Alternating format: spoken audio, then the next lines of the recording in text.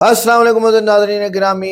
एक शेर हम पढ़ते हैं बड़ा अजीब सा, जिसमें यूं था कि समझ को समझकर समझना भी एक समझ है, जो समझ को समझकर ना समझे वो बड़ा ना समझ है। इसको हम इस तरह भी जोड़ते हैं, गलत को गलत समझकर ना गलत ना समझना भी गलत है, जो गलत को गलत ना समझे वो खुद ही गलत है। ये भाई साहब पूरी कम्युनिटी को जो है वो हिंदू मज़हब छुड़ा के बुद्धिज़्म की तरफ कन्वर्ट कर रहे हैं और कहते हैं कि आज के बाद हम जो है वो ये नहीं मानेंगे कि भगवान बुद्ध जो है वो राम के अवतार थे। नहीं, वो खुद भगवान थे, नौज़ुबिल्ला।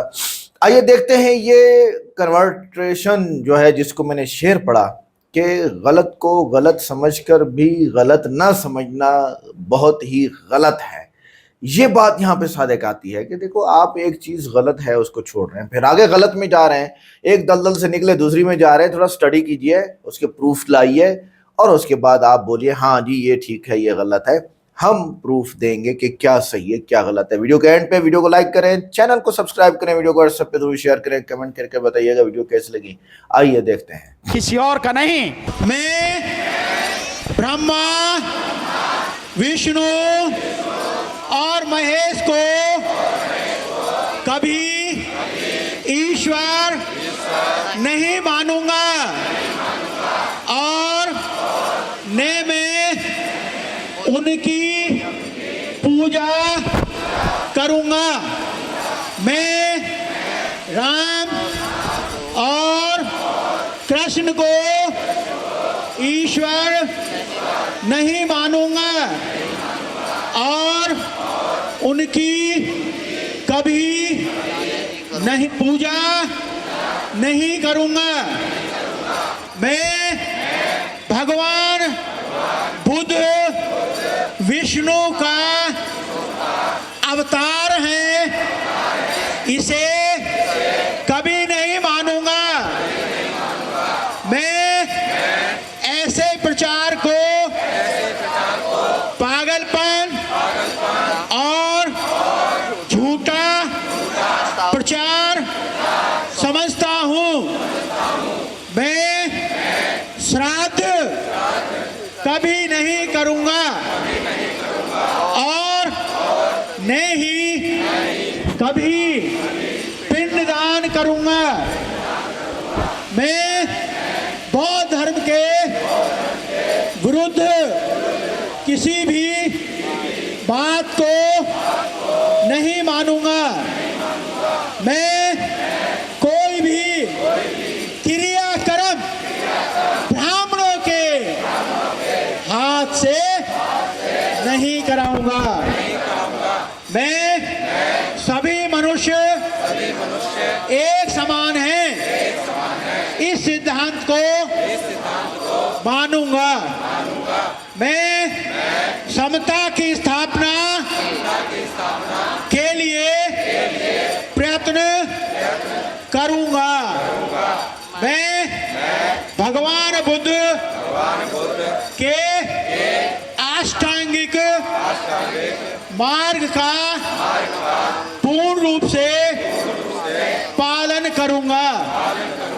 मैं भगवान बुद्ध की बताई हुई 10 पारमिताओं का पूर्ण पालन करूंगा। मैं प्राणी मात्र पर दया रखूंगा और उनका पालन लालन करूंगा। मैं कभी चोरी नहीं करूंगा। मैं कभी व्यभिचार नहीं करूंगा। मैं कभी शराब नहीं पीऊंगा। मैं कभी झूठ नहीं बोलूंगा। मैं अपने जीवन को बौद्ध धर्म के 3 तत्व अर्थात ज्ञान, शील और करुणा पर ढालने का प्रयत्न करूंगा। मैं मनुष्य मात्र के उत्कर्ष के लिए हानिकारक और मनुष्य मात्र को असमान और नीच मानने वाले अपने पुराने हिंदू धर्म का पूरी तरह त्याग करता हूं और बौद्ध धर्म को स्वीकार करता हूं। मैं मेरा ऐसा पूर्ण विश्वास है कि बौद्ध धर्म ही सद्धर्म है। मैं यह मानता हूं कि मेरा पुनर्जन्म हो रहा है। मैं यह पवित्र प्रतिज्ञा करता हूं कि आज से मैं बौद्ध धर्म की शिक्षाओं के अनुसार आचरण करूंगा। मैं ये प्रतिज्ञाएं दूसरी बार और तीसरी बार भी करता हूं। साधु साधु। बाबा साहब डॉक्टर अंबेडकर ने जब 1935 में कहा कि मैं हिंदू धर्म में पैदा हुआ, ये मेरे हाथ में नहीं है, वश में नहीं है, लेकिन मैं हिंदू मरूंगा नहीं, ये मेरे वश में है। और इस बात को बाबा साहब ने सिद्ध करके दिखाया। 21 साल बाद उन्होंने नागपुर की दीक्षा भूमि में धम्म की दीक्षा ली। आप सब जानते हैं, इस बात को बताना कोई मैं ज़रूरी नहीं समझता, लेकिन एक संदर्भ आपको देना ज़रूरी है। तो क्या केवल हम, जैसे मैंने कहा कि एक परंपरा के रूप में मनाकर ही रह जाएं, या वाकई में जो भावना बाबा साहब डॉक्टर अंबेडकर की थी इस धम्म दीक्षा के पीछे, इस धम्म परिवर्तन के पीछे, हमें उसे समझ के काम करना चाहिए। आप और सब इस बात को बहुत अच्छी तरह से इसका आकलन कर सकते हैं कि अगर हम उसी तरह से इस चीजों को समझते जैसा बाबा साहब ने हमें बताने का प्रयास किया, तो आज ये देश बौद्ध में बन चुका होता। लेकिन हमारी संख्या मात्र अगर कागजों में देखें तो 5.5% है। मतलब इस संख्या का कोई मतलब नहीं है। तो कहीं ना कहीं ये संख्या हम लोगों को ये बात सोचने पर तो मजबूर करती है कि हमारे मुक्तिदाता ने जो रास्ता दिखाया, शायद हम उससे कहीं भटक गए या उस रास्ते पर उतनी ईमानदारी से नहीं चल पाए जैसे हमें चलना चाहिए था, जिसका नतीजा हमारे सामने है। और सरकारें लगातार हमारे इस रास्ते की बाधाएं बन रही हैं। एक बहुत ही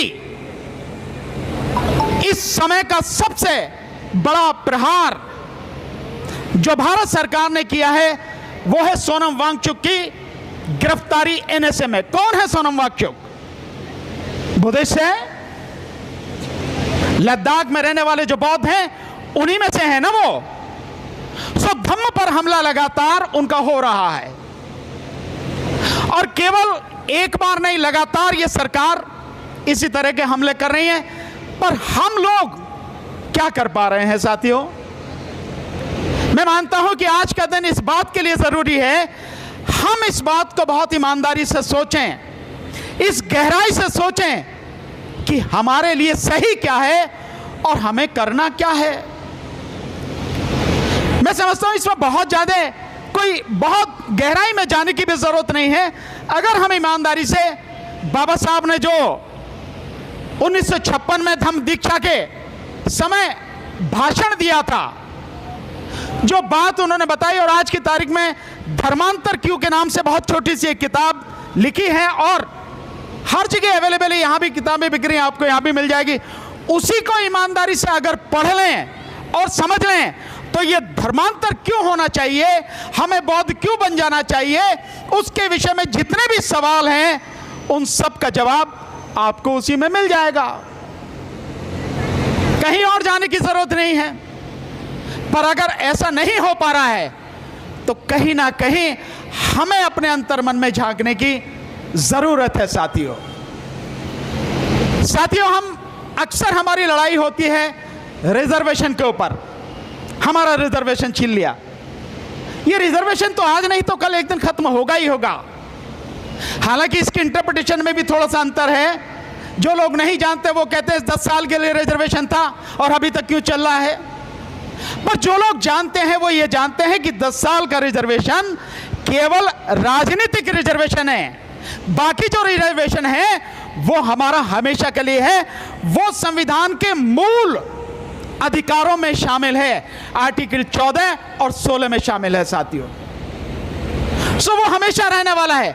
लेकिन बावजूद उसके अगर सरकारें ऐसी आ जाएं तो सब खत्म कर देंगी। पर अगर आप बाबा साहब के उस भाषण को बहुत ध्यान से सुने, पढ़ें, समझें तो आपको इस बात का जवाब मिल जाएगा कि अगर हमने उनके बताए हुए रास्ते पर अपना कदम बढ़ाया, हम उस रास्ते पर चले तो हमारा कुछ भी छीनेगा नहीं। किसी की इतनी ताकत नहीं है, छीनना तो बहुत दूर की बात है कि उस तरफ देख भी पाए, अगर हम उस तरह से काम करें। लेकिन हम लोग करते नहीं हैं। तो मेरा तो यही आग्रह है साथियों कि ये दिन है और CS भंडारी साहब, उनकी पूरी टीम, ये सारे लोग चाहे जैसे भी है, एक दिया तो जला के रखे हुए हैं, एक ज्योति जला के तो रखी है। कहीं आग आपके हमारे सबके दिलों में सुलगा तो रहे हैं ये लोग। क्यों ना हम उस आग को ही अपना एक पथ प्रदर्शक मान के उस रास्ते पर आगे चलें और अपने मुक्तिदाता के बताए हुए रास्ते पर चलें। मुझे पक्का विश्वास है कि जिस दिन हम उस रास्ते पर चलेंगे हमें आगे बढ़ने से कोई नहीं रोक पाएगा। उस समय कोई नहीं रोक पाया बाबा साहब को, आज क्या रोक पाएगा? उससे तो कहीं बेहतर स्थिति आज की तारीख में है हमारी, है कि नहीं है? बताएं आप सब लोग हाथ उठा के। तो जब आज हमारी स्थिति उससे बेहतर है तो हम उससे बेहतर क्यों नहीं कर सकते और हमें क्यों नहीं करना चाहिए? और अब तो और भी ज्यादा जरूरी हो गया है कि जब सरकार ऐसी है कि वो सब कुछ तबाह कर देना चाहती है, सब कुछ खत्म कर देना चाहती है, आपके सारे अधिकार छीन लेना चाहती है, आपको इंसान नहीं मानती और इंसान के रूप में आपको देखना नहीं चाहती, तब तो मैं समझता हूं हमें आत्मावलोकन की, अपने अंदर झांकने की कहीं ज्यादा जरूरत है और कहीं ज्यादा काम करने की जरूरत है साथियों।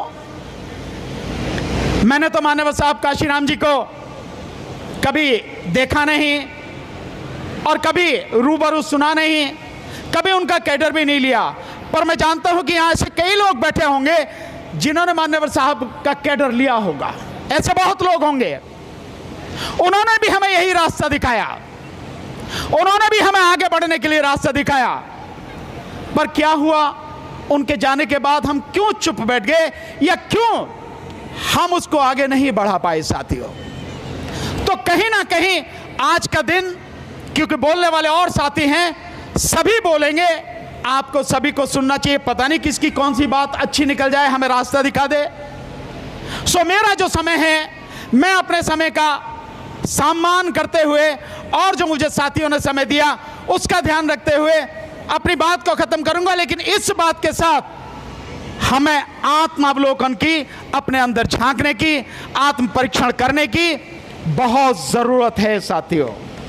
आगे बढ़ना है तो अपने अंदर की कमियां, कमजोरियां, उनको जानना जरूरी है, उनको दूर करना जरूरी है, तभी हम आगे बढ़ पाएंगे, कुछ हो पाएगा। और तथागत ने इसीलिए कहा अत्तदीपो भव, यही तो कहा, अपना दीपक स्वयं बनो। वो शब्द नहीं है, वो एक क्रांति के बीज हैं साथियों। ये सूत्र अत्तदीपो भव, ये क्रांति का बीज है साथियों। हमें इस बात को ध्यान में रखते हुए सोचना चाहिए, काम करना चाहिए साथियों। हमारी भलाई के लिए हम ही को काम करना पड़ेगा, कोई और नहीं करेगा। हमारे दुखों को दूर करने के लिए हम ही को काम करना पड़ेगा, कोई और नहीं करेगा। कोई और कहीं से नहीं आएगा। किसी आशा, किसी उम्मीद में मत रहना। और केवल अपने लिए ही नहीं, हमें अपने साथ साथ अपने परिवार, अपने बच्चों के आने वाले भविष्य और अपने समाज और देश के लिए काम करना है। यह देश हमारा है, किसी और का नहीं, इसलिए हमें काम करना है। इसी बात के साथ आप सभी को मेरा जय भीम, नमो बुद्धाय और धन्यवाद देता हूं। आज के आयोजक, इस कार्यक्रम के जितने भी साथी हैं, भंडारी साहब, उनकी पूरी टीम को मुझे बुलाया, सम्मान दिया, मौका दिया। नमो बुद्धाय, जय भीम।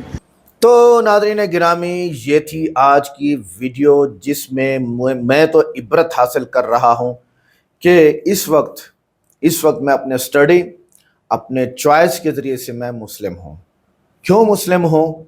क्योंकि मैं ये समझता हूँ सिर्फ एक ज़ात है। समझता हूँ मतलब मेरे अंदर यकीन है इस बात का, सिर्फ एक है, वो अल्लाह है। इसको हिंदू क्या कहते हैं? ईश्वर कहते हैं, राम कहते हैं, प्रात्मा कहते हैं, जो भी कहते हैं, प्रात्मा हो। तो वही एक है, उस जैसा कोई नहीं, उसका बाप बेटा नहीं, उसकी शक्ल सूरत नहीं, उस जैसा कोई नहीं। हक तुम्हारे रब की तरफ से है, कुरान कहता है। सो जो चाहे ईमान लाए और जो चाहे इनकार कर दे, उसकी मर्जी है। मगर इनकार करने वालों के लिए हमने आग तैयार कर रखी है। सूरह कहफ आयत नंबर 29। और ये अंदाज ख़ास तौर पर आपको ये समझना होगा कि सिर्फ गलत चीज़ को छोड़ना काफ़ी नहीं है, बल्कि आपको गलत चीज़ छोड़ के फिर सही चीज़ को चूज़ करना, ये बहुत अहमियत का हामिल होता है। जिसके सामने हक वाज़े हो जाए और वो फिर भी हक को ना माने, अल्लाह उसके दिल को सीधा नहीं करता। हज़रत मोहम्मद सल्लल्लाहु अलैहि वसल्लम का इरशाद गिरामी है, अगर कोई शख्स गलत रास्ता छोड़कर दूसरे गलत रास्ते पर चला जाए लेकिन सच्चा रास्ता कबूल ना करे तो वो मंजिल तक कभी नहीं पहुंचेगा। सिर्फ गलत को छोड़ देना काफ़ी नहीं, सही को अपनाना ज़रूरी है। ये इस हिंदू को जिसने यहाँ पर तकरीर की है उसको समझाना है, और वो इन सबको समझाए, भाई गलत तो छोड़ दिया, सही को इख्तियार नहीं किया। आगे देखें, क्या तुम टूटी हुई छत से बचने के लिए ऐसी छत के नीचे जा बैठोगे जो गिरने के करीब है? जो जहालत से निकले और फिर हिदायत की तरफ ना आए, वो ऐसे है जैसे रोशनी को देखकर भी आंखें बंद कर ले। अगर कोई हिंदू जुल्म, जात पात या बेजा रस्मों से तंग आकर बुद्ध मत या दहरियत इख्तियार कर ले मगर सच को कबूल ना करे तो हकीकत में वो भटक ही रहा है, मंजिल नहीं मिलेगी। होता यही है ना कि हिंदू मजहब के अंदर रस्म रिवाज इतने हैं कि आपका करोड़ों रुपया कम हो जाता है। इसके बरक्स मुस्लिम रिवाजात अभी अब तो काफ़ी चीज़ें दाखिल हो चुकी हैं, लेकिन बहुत सारी जगहों पे नहीं भी हैं। जैसे मेरी शादी हुई, मेरे ख्याल से मुझे याद पड़ता है, एक देग राइस थे और एक देग जो वो सालन रोटी था और 32,000 रुपये खर्चा था, और बस। और अभी अगर इस वक्त की बात करें, वो 32 को आप 3 से ज़रब देते हैं, 1 लाख रुपए का खर्चा हो जाएगा। 1 फंक्शन वेडिंग, बस एक ही फंक्शन। तो अब रस्म रिवाज में आ जाएंगे जी, ये मेहंदी है, ये जहेज है, ये ट्रक है, ये गाड़ी है, ये सातवां है, ये जनाब वाला शादी से अगले दिन दुल्हन को लाना है। मुझे तो नाम भी नहीं आते, हजारों रस्में हैं जिसमें डूब गए हिंदू। तो ये बड़े मसाइल हैं। आगे, और तुम्हारा माबूद एक ही माबूद है, उसके सिवा कोई माबूद नहीं। सूरह बकरा 163। जो ला इलाहा इल्लल्लाह को दिल से माने वही जन्नत का हकदार है।